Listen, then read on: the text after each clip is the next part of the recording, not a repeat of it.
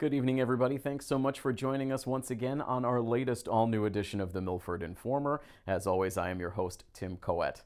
We're doubling our dose of the Milford Informer here in the month of August as we have some time-sensitive top stories to bring you on the show here tonight. We're starting to bid farewell to the summer. We're gearing up for a busy fall ahead, and so with that, we've got a couple of top stories to bring you geared towards those busy fall weather months. And the first top story we're going to bring you tonight reunites us with an old friend here on Milford TV and a group that we had a great time partnering with just a few years ago here on Milford TV, and that is the Friends of the Milford Upper Charles Trail. They have a very important meeting coming up in the early days of the months of September, so we had an opportunity to welcome in the current president of the Friends of the Milford Upper Charles Trail, Mike Morrison, to share with us all the details on what's going on with the Friends. Let's take a look at that interview now.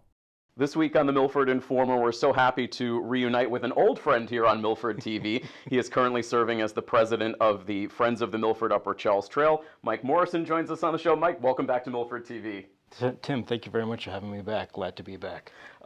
We had such great collaborations with the Friends of the Milford Upper Charles Trail years ago.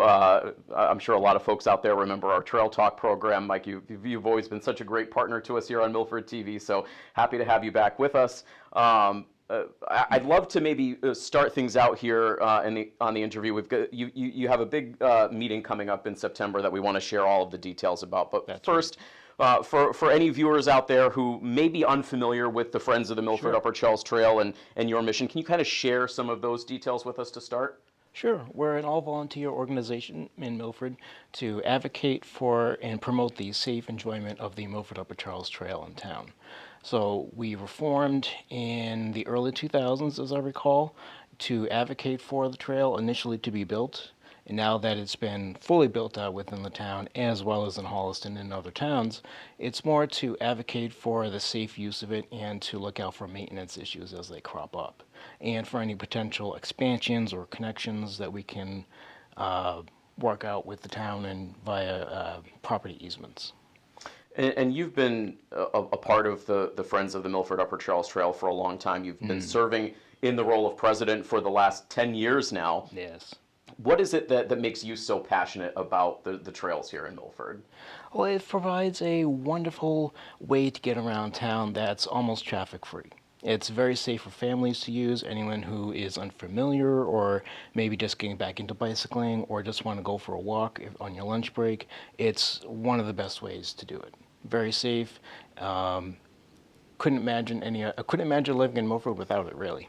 It's such a great resource here in the community, and great to have an organization that really looks out for best practices and making sure that the trail stays in such good shape. And the Friends of the Milford Upper Charles Trail, you guys partner quite a bit with some of the other organizations in Milford, whether it's the Highway Department, the Police Department. So it's a great resource all around. Absolutely. Anytime we get a notice from one of the trail users, one of our members, one of our officers, we make a notification to Jim Azam at the Parks Department, and he forwards that. Either he handles it within his department or he handles it to the police department for the crossing lights at all the road crossings, who fixes those, or if there's something with the pavement that needs fixing, he hands that off to the highway department.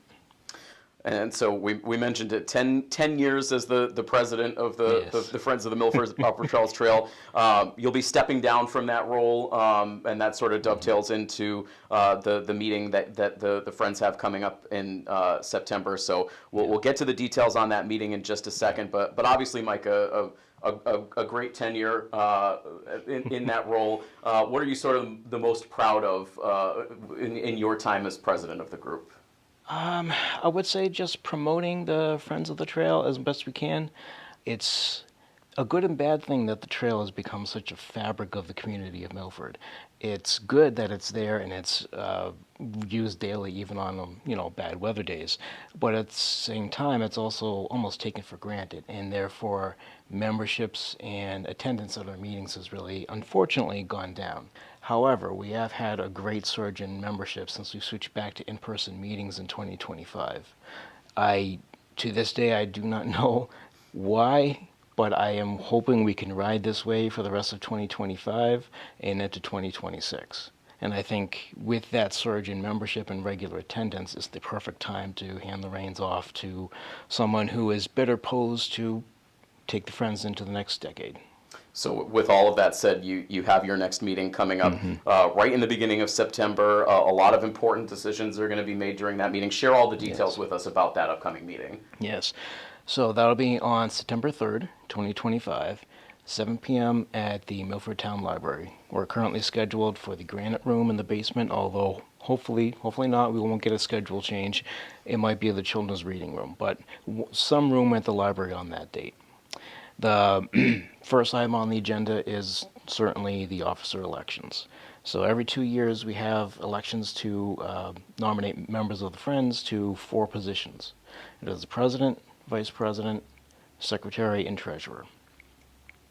Each one of those has responsibilities outlined in the Friends bylaws, and I'd like to talk about that, like each one in Absolutely, brief. please. We'll hit the highlights. We're not going to go through an Sure. exhaustive list. Yeah. The full list of formal duties is outlined on the bylaws on our website, milfordtrail.org.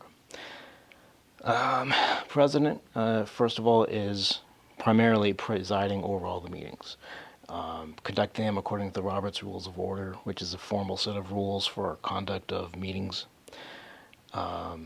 creating committees, subcommittees, and representing Friends to the public, much as I am now.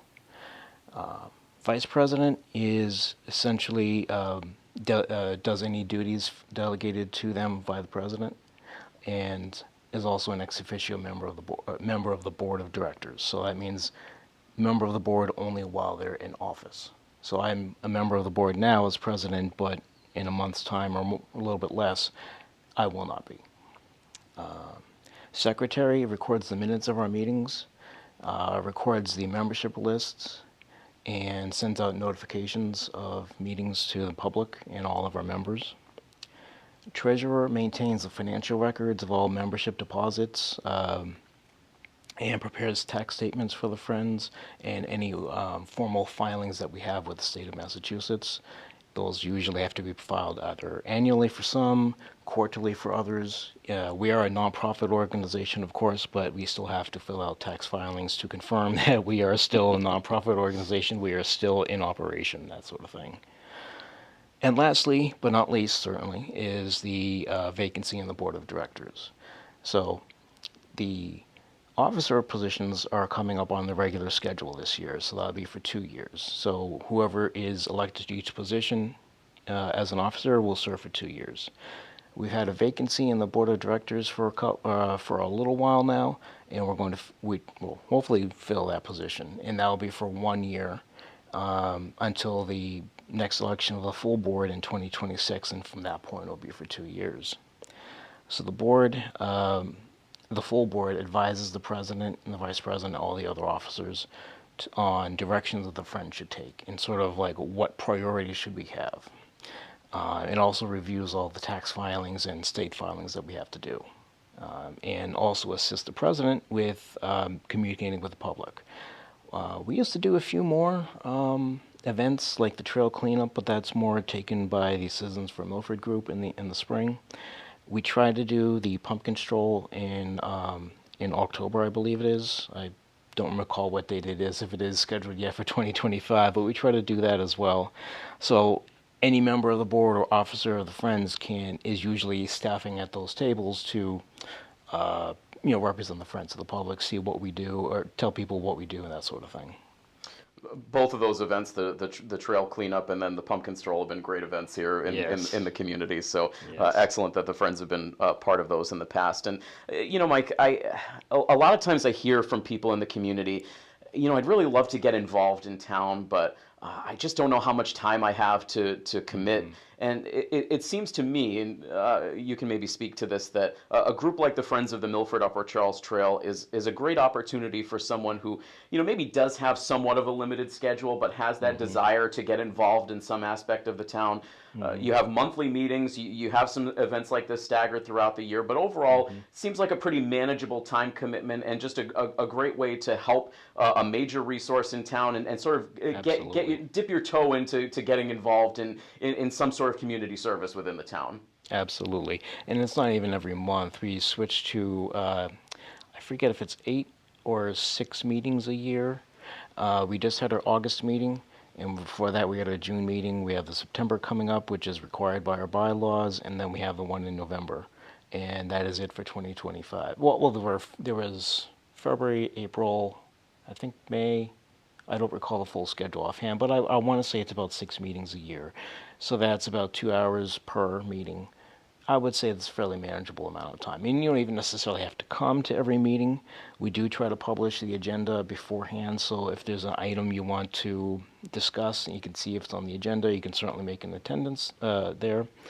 Or if you have something in particular you want to discuss, like a maintenance issue that doesn't seem to be being addressed for months at a time, certainly come to the meeting and you can discuss it under a new business. So again, a very manageable commitment, and again, a great way to start to get involved with things here in the town. So for folks who want to learn more about becoming a member of the Friends of the Upper Charles Trail, or they want to actually become a member, what's the best resource for them to use for that?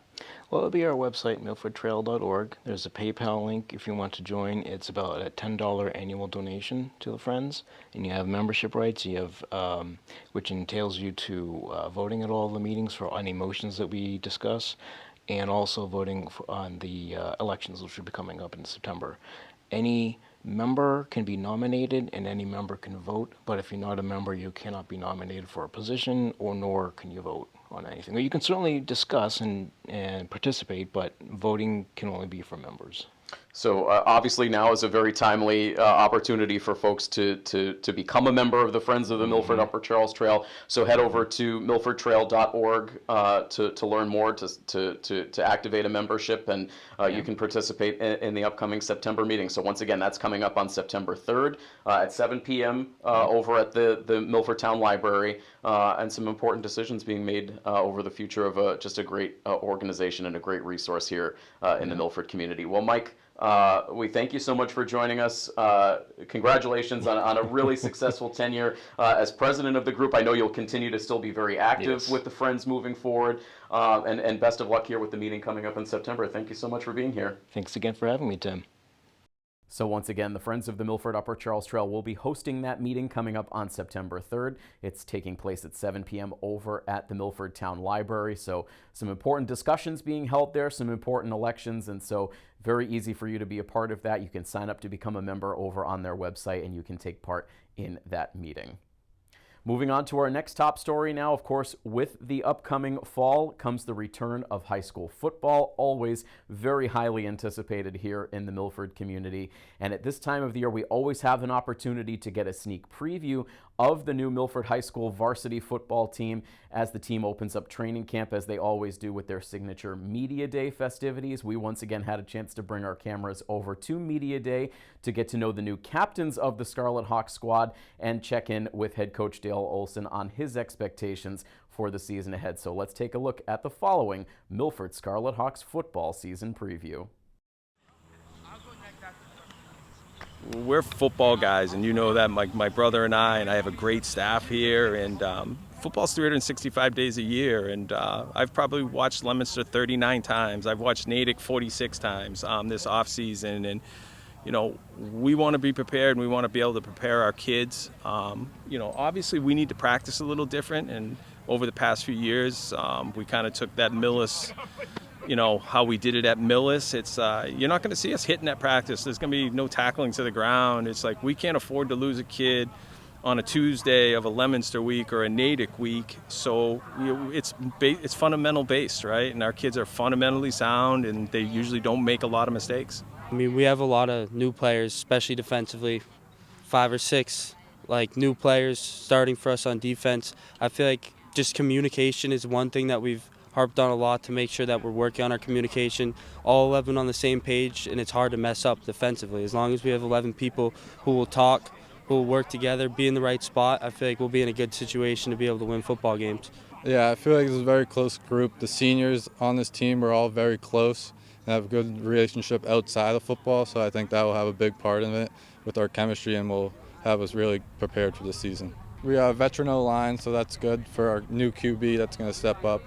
And on defense, we have a lot of new faces, but we're a very athletic team, so I think that will help us. We have a running back transfer in from Hopkinton, Josh, he's a really big kid, and he looks really good so far, and I think he'll be a big part of this team. And defense, we got some new corner, Garen Fraunfelter, and then we have veteran Jason Stokes back there, and then Eli Rosenberg should also be a big part of the defense. All high academic kids, National Honor Society kids. That it makes it easy for a coach. All 3 out of 4 being recruited on the football field. Losing Joey to Tommy John surgery hurts, obviously, but Joey's going to be just fine.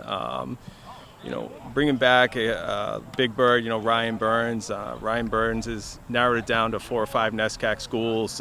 Ryan's a really good football player. He'll have some choices to go off and play some college football.